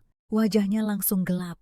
Sejak pertemuan terakhirnya dengan Adele, setiap momen bersamanya terukir dalam ingatanku. Dia memancarkan aroma manis yang tidak biasa. Jika aku menerima undangannya malam itu, bagaimana seorang wanita bangsawan dengan status tertinggi bisa begitu tergila-gila? Bagaimana cara menjinakkan binatang buas ini? Untuk mengendalikan binatang buas yang berkeliaran di alam liar, Anda harus terlebih dahulu mencabut cakar dan giginya. Semuanya buat merak sombong ini menundukkan kepalanya. Tapi dia pernah menjadi satu-satunya penyihir di seluruh kekaisaran, sendirian mampu menghancurkan menara. Bahkan mendengar Karl memerintahkan pembatalan istana permaisuri, penyesuaian anggaran tidak membuatnya khawatir. Biarkan mereka bertarung saja. Para pelayan bergosip. Tuan muda Leo melamar menjadi ajudan. Bagaimana dia akan menikah sekarang? Kepala pelayan juga tidak bisa memahami keputusannya. Sekarang mereka mati-matian mencoba segalanya untuk mengubah situasi. Dia sedang dalam perjalanan ke istana permaisuri untuk menerima. Adele bersantai menikmati semilir angin musim gugur yang sejuk bersenandung lagu dari tanah kelahirannya. Penampilan bejat dan tiran itu sebenarnya cocok untuknya. Dia juga mengawasi setiap gerak-gerik seorang pelayan. Karl menyuruh mereka pergi setelah para pelayan pergi. Dia bertanya pada Hannah, apakah mereka semakin jarang melaporkan apa yang terjadi di sini ke Istana Gading. Tidak ada yang pergi ke Istana Gading dalam seminggu terakhir, jadi dia tahu semua yang dilakukan para pelayan. Saat itu Leor sudah tiba di Istana Permaisuri. Melihat kedatangannya Permaisuri, bangkit menyambutnya. Dia menginstruksikan para pelayan untuk menyiapkan teh dan hidangan ringan. Tatapan Leo tertuju padanya sejak dia masuk. Kabar tentang kita akan segera menyebar ke seluruh istana. Aku akan sangat senang memiliki Anda sebagai ajudanku. Mari kita bekerja sama dengan baik mulai sekarang. Melihat jawabannya yang singkat. Baiklah. Dia berpikir, aku sudah sejauh ini. Setidaknya kau bisa memberiku jawaban yang lebih panjang. Aku tidak ingin rumor menyebar bahwa aku mengejarmu secara sepihak. Menyadari ketidakformalannya sebelumnya, dia menyapa Permaisuri secara formal. Yang mulia, mohon bimbing saya. Saya akan berusaha untuk tidak mengecewakan Anda karena telah memilih saya. Melihat kesungguhannya, dia tiba-tiba terpikir untuk menggodanya. Seringkali di masa depan Anda akan tersipu. Anda ingin merebut kembali otoritas atas inti penyihir yang condong ke menara. Yaitu adalah tujuan utama kami. Saya ingin cara kita menghadapi menara berubah. Inti penyihir memonopoli semua informasi tentang menara. Dengan tidak membagikannya, menara menjadi pusat kekuasaan. Itulah yang diinginkan ibunya. Dia memberitahu Adele bahwa menara adalah sebuah kesempatan jika mereka bisa memanfaatkan kekuatannya. Keluarga kerajaan akan menjadi seperti dewa, memonopoli informasi, tidak membagikannya. Bahkan pekerjaan penyelamatan penting bergantung pada keinginan mereka. Dia memiliki tujuan yang sama dengan Liur, tapi ada hal lain yang harus ditangani terlebih dahulu. Dia tahu apa yang mengganggu Permaisuri. Maksudmu pembatalan penyesuaian anggaran Istana Permaisuri. Kami akan secara resmi mengajukan protes kepada Yang Mulia. Protes yang begitu sopan itu bisa disebut apa? Balas dendam sejati. Dia menghinaku dengan cara yang begitu kasar, jadi setidaknya aku harus membalasnya. Matanya menyipit. Mereka yang tidak menyukai satu sama lain akan saling merasa jijik. Kini dengan dukungan keluarga Leor, dia bisa sedikit bernapas lega di istana. Keesokan paginya sekelompok pedagang tiba di Istana Permaisuri. Dean juga menyampaikan surat dari Carl. Surat itu menyatakan bahwa dalam persiapan Hari Nasional yang akan datang, dia harus menggunakan uang penyesuaian anggaran untuk membeli barang. Melihat trik picik ini, dia bertanya-tanya berapa lama dia berniat memprovokasinya. Dia menginstruksikan Hannah untuk menyiapkan dokumen-dokumen terkait. Dia akan menulis dekret sendiri karena dia hampir tidak bisa mengendalikan amarahnya. Lior bertanya apakah dia berniat memerintahkan pengunduran dirinya. Segera jika Anda bersikeras mengusirnya, orang-orang akan mudah bersimpati padanya. Bagaimana kalau pendekatan ini saja? Dia tidak menyangka orang yang begitu jujur akan datang dengan skema semacam ini, mengambil peran sebagai pembantu. Sepertinya Anda benar-benar melakukan ini atas kemauan Anda sendiri. Upacara penyesuaian anggaran dibatalkan. Saya akan secara resmi mengusulkan ini pada rapat menteri hari ini. Biarkan anjing-anjing itu saling bertarung. Dean sedang menyombongkan diri di sini. Kaisar telah membatalkan penyesuaian anggaran Permaisuri. Aku ingin memberinya kalung ini meskipun itu untuk membantu mengurangi anggaran yang seharusnya disesuaikan. Tapi Yang Mulia menolak. Dia berpura-pura bermasalah, padahal sebenarnya dia sedang pamer. Yang Mulia mempercayakan anggaran Istana Permaisuri kepadanya dan bahkan menyuruhnya membeli apapun yang dia inginkan. Semua orang di sekitarnya memuji kecantikannya yang luar biasa dan hatinya yang murah hati. Wajar saja jika Yang Mulia menyukaimu. Dean berpikir Kaisar masih mencintainya, tapi dia tidak tahu bahwa itu hanya karena Permaisuri tidak takut pada otoritas kekaisaran sehingga dia menyerahkan keuntungan itu kepadanya. Tiba-tiba dia merasakan kegelisahan. Aku tidak merasakan hal ini barusan. Dia ingat Carl tiba-tiba datang menemuinya tadi malam dan kemudian tiba-tiba menghilang hanya untuk kembali lagi nanti. Dia tertidur bahkan tanpa sentuhan. Ini belum pernah terjadi sebelumnya. Mungkinkah ini karena permaisuri? Dia segera memanggil seorang pelayan dan menyuruh mereka untuk segera membawa seorang pelayan dari istana permaisuri. Karena Yang Mulia tidak tidur dengannya, hanya sekali dia sudah merasakan perubahan hati kaisar. Mengetahui bahwa kaisar telah mengunjungi permaisuri 2 kali di malam hari, dia teringat mata ungu kaisar yang bersemangat dan napasnya yang berat. Itu adalah tatapan yang sama yang aku kenal, dan seharusnya hanya aku yang mengetahuinya. Mulai sekarang, dia benar-benar mencintai kaisar. Melihat dirinya di cermin, dia melihat beberapa kerutan di sudut matanya, dan kulitnya menjadi kusam.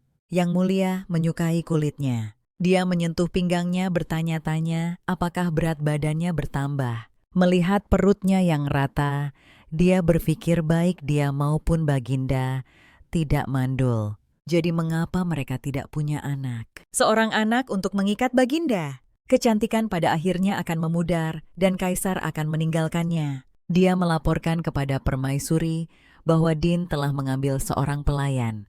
Apakah Anda berniat memilih pelayan baru? Dia percaya tidak ada seorang pun yang bisa dia percayai sepenuhnya. Saat ini lebih baik menjaga seseorang yang kesetiaannya kita ketahui dengan jelas di sisi kita. Lalu dia mengambil stempel permaisuri dan membubuhkannya pada kertas. Ini adalah dekrit resmi pertamanya sebagai permaisuri.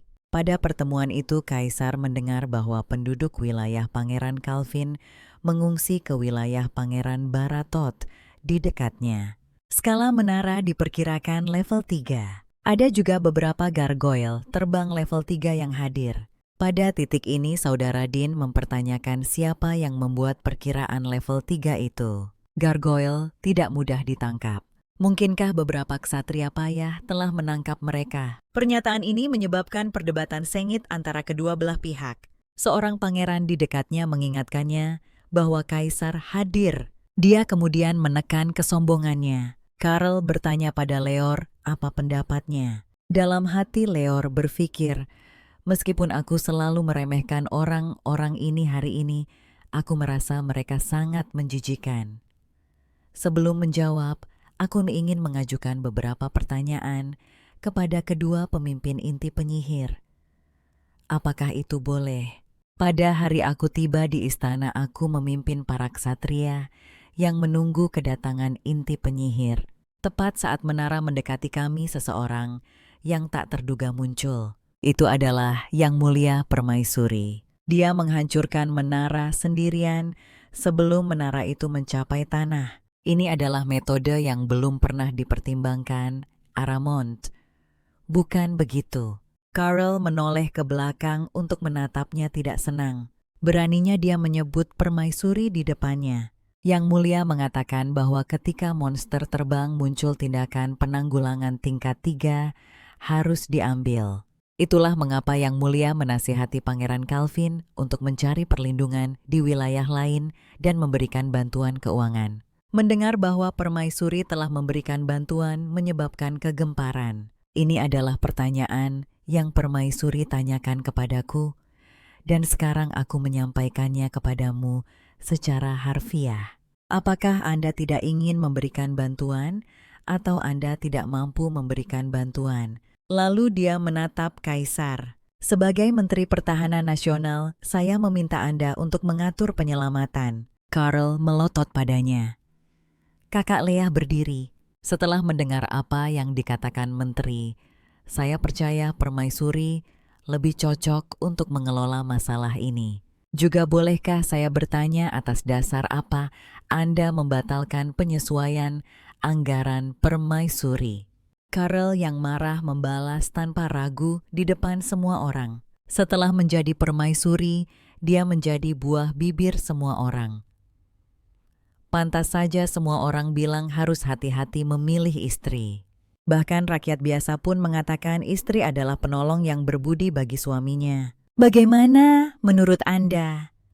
Menteri Pertahanan, dia sudah bersumpah akan mencari kekasih, dan sekarang setelah permaisuri, punya ajudan kaisar jadi cemburu. Kehilangan ketenangannya dalam rapat, dia mengejek Karl, mengatakan bahwa yang dibicarakannya sekarang hanyalah permaisuri. Melihat kakaknya diejek seperti ini, kakak Leo angkat bicara mengatakan bahwa dia sudah keterlaluan. Tepat saat itu kepala pelayan bergegas masuk. Dia melaporkan kepada Karl permaisuri telah mencabut izin tinggal Dean di Istana Gading. Melihat kertas itu memang tertera stempel resmi permaisuri. Kakak Dean tidak bisa tetap tenang. Jika Dean diusir dari istana, rencana mereka akan terpengaruh.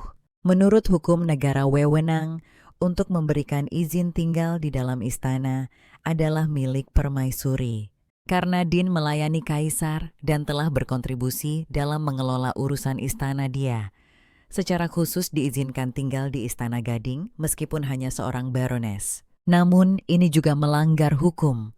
Mereka yang tidak memiliki jabatan resmi tidak dapat secara pribadi menangani masalah yang berkaitan dengan non-kerajaan. Dengan kata lain, jika Dean ingin terus tinggal di Istana Gading itu bukan tidak mungkin. Syaratnya adalah mengakui statusnya sebagai tamu dan membayar biaya terkait. Tinggal di Istana Gading membutuhkan biaya yang cukup besar. Semua orang merasa perkataan permaisuri masuk akal. Hak apa yang dimiliki seorang barones biasa untuk menempati seluruh istana? Dia menatap kelompok itu ingin mencabik-cabik mereka. Tiba-tiba kaisar berdiri dan berjalan keluar. Tidak diragukan lagi dia akan menghadapi permaisuri. Jelas sekali ini pasti ide kakaknya. Lior dengan mudah mengakui keterlibatannya. Dia membuat masalah, tapi selalu membereskan kekacauan. Jadi tidak ada yang bisa benar-benar menyalahkannya. Karl bergegas ke istana permaisuri dan melihat Adele mengenakan pakaian kesatria. Dia bertanya padanya dengan singkat, "Mau kemana kau berpakaian seperti itu?" Dia menuruni tangga dan menghadapinya. "Ada yang kau butuhkan. Tarik perintahmu. Apakah kau merujuk pada perintahku tentang Dean yang tidak tinggal di Istana Gading? Apakah ada masalah dengan perintahku? Aku tidak akan langsung mengusirnya jika dia ingin tinggal. Dia hanya perlu membayar jumlah yang sesuai. Apakah ada solusi yang lebih sah?" Karl mengabaikan penjelasannya dan menuntut agar dia menarik perintah itu. Adele sama-sama tidak mau mengalah. "Kau tarik dulu perintahmu untuk membatalkan anggaran. Kau tahu apa yang aku alami hari ini? Hari ini, para pedagang dari Istana Gading datang dan menyuruhku menggunakan dana anggaran yang dibatalkan untuk membeli apapun yang aku inginkan untuk menghadapi para penjahat. Kau harus menggunakan taktik penjahat. Kau tidak bisa menghentikanku melakukan apapun lagi. Kau tidak bisa mengambil apapun dariku lagi karena kau tidak pernah memberiku apapun sejak awal." Dia berbalik untuk pergi. Tiba-tiba Karl meraung, "Mau kemana kau?" Dia berasumsi wanita itu akan menemui Leor lagi. "Aku akan melakukan inspeksi penyamaran. Apalagi yang bisa kulakukan? Lagi pula anggaran yang kau berikan padaku bahkan tidak cukup untuk membeli seekor kuda." Menurut hukum, para permaisuri bisa meninggalkan istana tanpa izin kaisar. Aku ingin melihat bagaimana rakyat jelata Aromont hidup. Dia ingin menghentikannya dari memasang tali di lehernya, menekan hidungnya ke kulit putih saljunya, dan menghirup dalam-dalam aroma uniknya. Tapi sekarang semuanya bergerak ke arah yang di luar kendalinya. Sifat posesif permaisuri seperti anak anjing.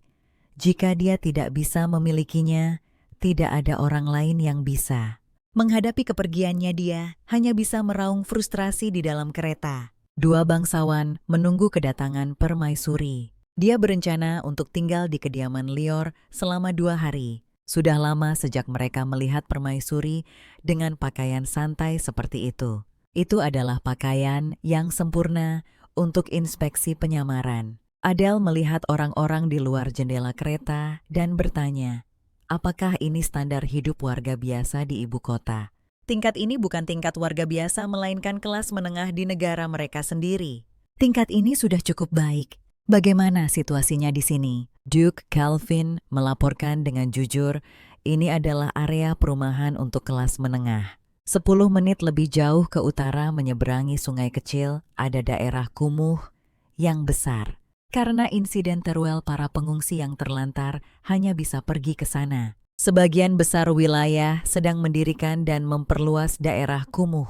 Mengapa Anda membantu Duke Calvin saat itu? Karena itu adalah hal paling minimal yang bisa dilakukan seorang manusia untuk manusia lainnya. Dia memberitahu mereka bahwa dia adalah mantan Marquis Troy, pendiri dan direktur markas besar perlawanan melawan menara. Mereka tidak menyangka orang sepenting itu akan datang ke sini. Dia menggunakan seluruh kekuatannya untuk maju menghancurkan menara sebelum monster-monster berdatangan. Orang-orang yang diselamatkan melihatnya sebagai pahlawan. Perasaan dan pemandangan itu masih jelas dalam benakku. Menyelamatkan orang terakhir yang menolak menyerah keluar dari kereta dia dengan tulus mengagumi arsitektur megah rumah Duke. Dia bertanya apakah ada banyak buku di perpustakaan. Calvin menoleh ke belakang. Hubungan mereka sudah begitu dekat sehingga dia memanggilnya langsung dengan namanya. Dia pikir saudaranya benar-benar ingin menjadi istri permaisuri. Untuk masuk ke perpustakaan, dia harus bertanya pada tuan muda Calvin terlebih dahulu. Menoleh ke belakang, dia melihatnya berdiri di sana, seolah jiwanya telah tersedot keluar. Dia juga mengerti bahwa dia pasti kesal dengan apa yang terjadi sebelumnya, tetapi tidak ada cara untuk menjelaskannya. Itu hanya untuk berpura-pura menjadi sepasang kekasih. Dia membuka mulutnya untuk memberitahu Calvin tentang negaranya, mengatakan tidak perlu terlalu sungkan pada tuan muda. Baru setelah berbicara, dia menyadari bahwa dia salah bicara. Leor di sebelahnya menahan tawa hingga kesakitan. Untungnya Calvin tidak terlalu mempermasalahkannya. Dia memberitahunya bahwa perpustakaan ada di lantai 2 gedung lain. Dia bisa membaca sebanyak yang dia mau selama dia tinggal. Leor menoleh melihat permaisuri dan mendapati telinganya memerah. Ini adalah pertama kalinya dia melihatnya seperti ini. Kehidupan di Istana Gading adalah ujian berat. Hans memegang dekrit yang dicap dengan segel permaisuri, memberitahu Dean bahwa jika dia ingin terus tinggal di Istana Gading, dia harus bernegosiasi dengan kepala rumah tangga. Entah tetap tinggal di istana sebagai tamu, atau kembali ke keluarganya sendiri. Selir kesayangan itu bertindak sesuka hati, mengandalkan kasih sayang kaisar. Permaisuri mengambil tindakan tegas menggunakan wewenangnya sendiri. Dia memerintahkannya untuk meninggalkan Istana Gading yang seharusnya milik permaisuri. Melihat segel yang memang milik istana permaisuri, Dean masih belum menyadari gawatnya situasi. Orang yang mengizinkan saya tinggal di Istana Gading adalah Yang Mulia Kaisar. Beraninya dia membatalkan perintah Yang Mulia tanpa persetujuannya. Hans menyuruhnya untuk tahu diri. Ini adalah perintah permaisuri. Dean menyatakan bahwa kecuali Yang Mulia memerintahkannya pergi, dia sama sekali tidak akan meninggalkan Istana Gading. Hans sudah mengantisipasi ini, jadi maksudmu menyewa seluruh Istana Gading. Hukum istana dengan jelas menyatakan bahwa wewenang untuk memberikan izin tinggal di dalam Istana Kekaisaran adalah milik Yang Mulia Permaisuri. Istana Gading ini milikmu. Sebentar lagi kau akan dipindahkan ke tempat lain. Karena kau sangat marah hak apa yang kau miliki. Sepertinya kau belum menyadari bahwa dukungan selir tidak berarti apa-apa di hadapan otoritas hukum. Dean menghentikan Hans saat dia hendak pergi. Katakan pada permaisuri bahwa dia akan menyesal telah memperlakukanku seperti ini. Apa kau pikir Kaisar akan diam saja dan melihatnya mengusirku dari Istana Gading? Aku tidak akan pernah membiarkannya lolos begitu saja. Dia menatap Dean tanpa ekspresi. Dia mengulurkan tangan dan membelai wajahnya mengucapkan kata-kata kejam dengan nada paling lembut. Kau sudah memiliki kerutan di sekitar mata dan mulutmu sejak terakhir kali aku melihatmu lagi pula. Kulitmu sangat tipis sehingga mudah berkerut. Aku tahu senjata apa yang kau coba gunakan untuk mengamankan tempatmu di sisi Yang Mulia. Kau benar-benar mirip dengannya.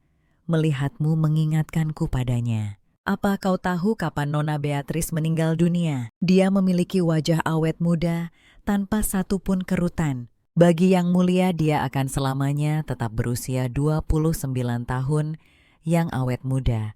Tapi kau pada akhirnya akan berusia 30 tahun. 40 waktu tidak akan mengampunimu. Sebaiknya kau gunakan saja uang yang kau berikan kepada pedagang permaisuri untuk menyewa spesialis perawatan kulit. Lagi pula kau tidak bisa membiarkan dirimu memiliki kerutan. Dia terus memprovokasi Dean. Ada banyak gadis pirang yang lebih muda darimu di dunia ini. Dia berbalik dan pergi meninggalkan Dean sendirian dengan kata-kata yang menusuk ketakutan terdalamnya. Segala sesuatu di Istana Gading dari awal hingga akhir diciptakan olehnya. Dia gemetar karena marah tidak sanggup membayangkan diusir. Dia ingin menjadi satu-satunya istri Carl. Menjadi permaisuri gelar itu sendiri adalah sebuah obsesi. Menahan air mata menangis hanya akan menambah kerutan. Dia memanggil pelayannya untuk memanggil ahli kecantikan. Dia harus menjaga penampilannya agar kaisar tidak cepat bosan padanya. Sementara itu permaisuri sedang minum teh bersama saudara-saudaranya. Tanyakan apapun yang ingin kamu ketahui. Leroo mengatakan dia menghancurkan menara itu sebelum sempat mendarat. Itu adalah metode utama penghancuran menara. Di Gaatros dia menemukan metode ini secara kebetulan sekitar 5 tahun yang lalu.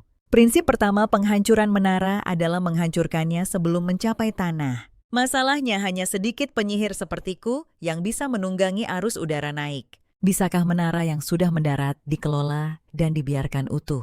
Adele bertanya dan jawabannya adalah tidak. Mereka mendekati peta dan meletakkan sebuah batu di penanda tertentu. Batu-batu merah yang tak terhitung jumlahnya di peta menunjukkan lokasinya. Situasi ini sangat mengerikan. Si licik kecil itu akhirnya membayar harga atas pilih kasihnya. Dia tidak bisa lagi tinggal di Istana Gading sesuka hatinya. Beberapa kerutan baru menghiasi wajah di cermin. Seorang pelayan datang untuk mengumumkan kedatangan kaisar. Secerca harapan membangkitkan semangatnya. Dia melepas anting-antingnya yang mewah dan meletakkannya di laci lalu pingsan. Dia menampilkan dirinya dengan penampilan yang rapuh dan teraniaya. Carl terdiam saat melihatnya. Dia tampak lebih kurus, wajahnya pucat, bibirnya tanpa warna seperti seseorang di ambang kematian. Itu mengingatkannya pada ibunya yang telah meninggal. Jantungnya berdebar kencang dan dia merasa sesak napas. Dean dalam hati bersuka cita. Pasti kaisar akan membenci permaisuri karena mencoba mengusirnya dari Istana Gading dan dia akan mengasihaninya. Korban malang kekejaman permaisuri. Dia berasumsi dia datang untuk menghiburnya. Sebelum Carl sempat berbicara, dia memulai sandiwaranya. Yang Mulia, saya benar-benar baik-baik saja. Pada saat itu tatapan Carl tidak menunjukkan kekhawatiran seperti biasanya. Apa kau mengusirnya? Apa kau mengirim pedagang ke Istana Permaisuri hari ini? Mendengar nada menuduh kaisar, dia akhirnya menyadari bahwa semuanya telah melenceng dari rencana. Ketika dia tidak menjawab, Carl mengulanginya. Apa kau juga menyebutkan harga kuda jantan yang bagus? Dia tahu saat itu bahwa dia tidak mengkhawatirkannya, melainkan datang untuk menegurnya. Yang Mulia Permaisuri tidak mampu membeli hal-hal seperti itu saat ini. Aku bodoh, aku tidak dirugikan olehnya. Aku hanya memberitahu pedagang jumlah yang Mulia perintahkan untuk aku belanjakan. Carl melihat melalui tipu dayanya. Itu membuatnya jijik. Dia menepis tangannya. Biarkan aku memberitahumu sesuatu, katanya dingin. Memprovokasi permaisuri tidak akan menguntungkanmu. Bukankah kau bilang cintaku adalah semua yang kau butuhkan? Ya, Yang Mulia. Kalau begitu ingatlah kata-kata itu. Pindah dari Istana Gading. Dia mengira dia hanya akan menegurnya, tetapi dia sebenarnya menyetujui pemindahannya dari Istana Gading. Kau akan pindah ke istanaku. Jangkauan permaisuri tidak sampai ke istana kaisar. Jika kau menolak, kau bisa kembali ke kediaman Count Poitiers. Dean menghentikan pura-puranya. Dia memohon padanya untuk tidak meninggalkannya. Melihat ini kesabaran terakhirnya lenyap. Kau semakin mirip ibuku. Dia pergi tanpa sepatah kata pun meninggalkan Dean tertegun dan sendirian. Berjemur dalam kebaikan kaisar dengan wajah yang mencerminkan mendiang ibunya. Keberuntungannya berakhir dengan kedatangan Permaisuri. Kerutan baru merusak wajah cantiknya. Atas perintah Permaisuri, dia terpaksa meninggalkan istana Gading. Kasih sayang kaisar mendingin. Itu membuat bulu kuduknya merinding. Adele sudah berada di sini beberapa waktu. Dengan bantuan dua bersaudara dari keluarga Adipati, segalanya berangsur-angsur menjadi lebih lancar baginya. Di istana kedua bersaudara itu bertanya padanya, apakah mereka bisa mengamati menara? Batu-batu merah yang tak terhitung jumlahnya di peta, semuanya melambangkan ketidakpantasan. Saat ini semua ini adalah menara yang diabaikan oleh keluarga kerajaan. Itu berarti Ahemant saat ini berada di neraka. Kekaisaran saat ini sangat membutuhkan bantuan Adele. Hanya dia yang bisa mengubah situasi saat ini. Dia telah mengalami banyak hal sejak tiba di Ahemaut. Mendengar kejadian hari itu membuatnya sulit tidur. Leor juga tidak bisa tidur bangun untuk membaca. Dia melihat lampu kamar tidur Permaisuri masih menyala. Membuka pintu dan berjalan keluar, dia kebetulan melihat Permaisuri muncul di balkon, memanggilnya. Dia bertanya pada Leor, di mana letak alkohol di lorong. Adele bertanya mengapa dia belum tidur. Pada jam segini, dia tidak mungkin mengatakan itu karena dia sedih memikirkan sang putri. Dia membalas dengan bertanya, mengapa tiba-tiba dia ingin minum. Dia menjawab bahwa dia tidak bisa tidur dan butuh alkohol untuk menenangkan diri. Alkohol jenis apa yang Anda inginkan? Anggur Sangiovese murni tanpa es atau air. Anggur ini perlu diencerkan sebelum diminum, kalau tidak akan keras di perut. Tinggalkan saja botolnya. Aku perhatikan kau cukup cerewet, dia berkomentar. Hanya di dekatmu aku tanpa sadar jadi cerewet. Setelah mengatakan itu, dia duduk. Dia lalu menenggak anggur pahit dan kuat itu dalam sekali teguk. Sudah lama aku tidak minum yang senikmat ini. Lia menatapnya dengan sedikit kekhawatiran. Mungkin minum membantu saya cukup rileks untuk membuka kotak rias. Sebelum ini saya terlalu sibuk dengan oposisi yang tidak bisa dijelaskan itu. Sekarang saya bahkan harus memikirkan urusannya, tapi berkat Anda situasi saya membaik. Pikiranku kalut, itulah mengapa aku tidak bisa tidur. Jadi aku ingin minum, katanya padanya dengan lembut. Dari sudut pandangku kamu dengan tegas menghadapi masalah-masalah ini. Kamu pasti bisa melakukan ini.